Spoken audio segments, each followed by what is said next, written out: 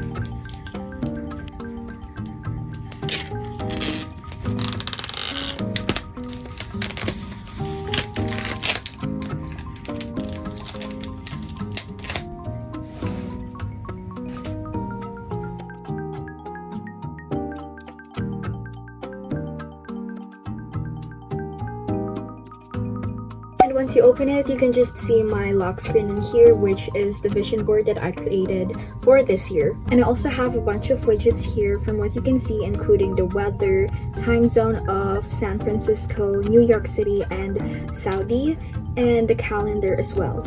So when you open it, you can just see all 3 pages, but let's go through the first one. If you can't tell from the widgets, I really love the color pink, and the places that I want to go to are New York City and Greece. So on the first page, you can just see the weather apps, my contacts, the clock, App Store, health, calculator, FaceTime, and settings. But these are the apps that I usually use and use like once a day, I guess. Especially when I have to call someone so that I don't have to go through my phone. I can just do it here easily on my iPad. And here on the bottom, the apps are just iMessage, Safari, Camera, the calendar, photos, notes, and the most recent apps that I used. So on the second page, you can see a bunch of other widgets in here, including the widget She Worked Hard, because I want to keep putting that quote onto my head whenever I struggle with something. Some of the widgets that I also really find helpful is the reminders widget, wherein I can just simply click on it and then I would be able to see the reminders that I have throughout the day. So for example, here, pay FEU cut fee because I'm taking a test to FEU. I just have to click on that and then it will automatically be done. I also try to minimize the number of entertainment apps or games that I have in here, even though I have this whole page dedicated to games. But let's go through the first folder, wherein these are all the socials that I have, such as Spotify, YouTube Studio, Pinterest, YouTube, Facebook, and Messenger. Next folder is dedicated for all the academic or YouTube productivity apps that I normally use, such as Gmail for when I'm checking emails, Canvas, which is the app that our school uses for posting. I also have Google Drive, Sheets, Meet, Google Maps, Docs, Canva, which is really helpful, especially when you have like a big screen. It makes it so much easier to maximize your productivity. I also have ChatGPT, Word, Slides, Grammarly, CapCut, and Zotero. So Zotero is actually an app that we need for a class practical research. Then I have the files in here, the reminders app for easy access, and I have my shopping related folder in here, such as yesstyle, Shopee, Grab, and Shein. Okay, next folder is actually like a bunch of games, and these are all the games that I have. I'm actually surprised that I didn't install like a bunch of games. I just have Block Blast, Purple Place. Is this Purple Place or Purple Place? I'm pretty sure it's Purple Place because this is like the game when you're making cakes and everything. And oh my god. Oh my gosh, I remember this game. I'm pretty sure I bought this on the App Store for 50 pesos. And it's literally worth every cent because I was able to go back to my childhood because this is just so nostalgic for me.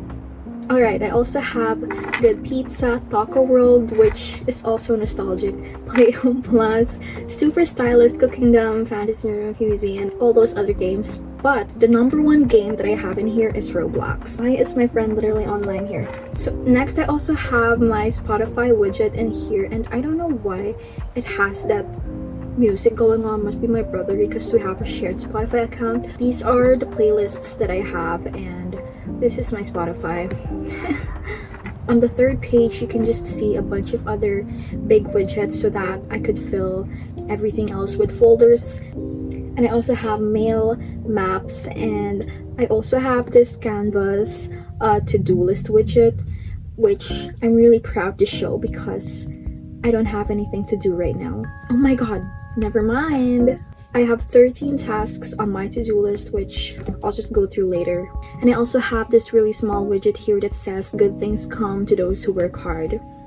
Finally, I have these last two folders for all the Apple related apps or the least used apps that I have, including Freeform, Pages, which I really want to learn how to use Freeform or the app called Journal, I believe. Because since I have an iPad, I'm not really the biggest artist. Again, I have the date in here and the time. Because looking at this on the top left, they're just really small and I want to be able to see it as big as I can. Now let's go through my control center because this makes it so much easier and much more productive. Here I just have the music widget, all of the airplane mode or Wi-Fi related things, and I don't know why, but why is everything literally always on? And I also have low power mode here and rotation lock on and off and some focus modes. So the one that I always have on is this one, which is Co, with a bunch of other text and cute emojis in there. That's usually on for about 3 o'clock until 8:50 p.m. because that's the time where we have class, and whenever I receive notifications during class, it just makes me so distracted and that doesn't help at all. I have my brightness, volume, dark mode or light mode, and I also have a quick note over here. Other than that, I also have my calculator in here and also my QR code scanner for when we need to scan something. And finally, the screen mirroring, which really helps because you can connect any Apple device for the TV so that it makes presenting so much easier.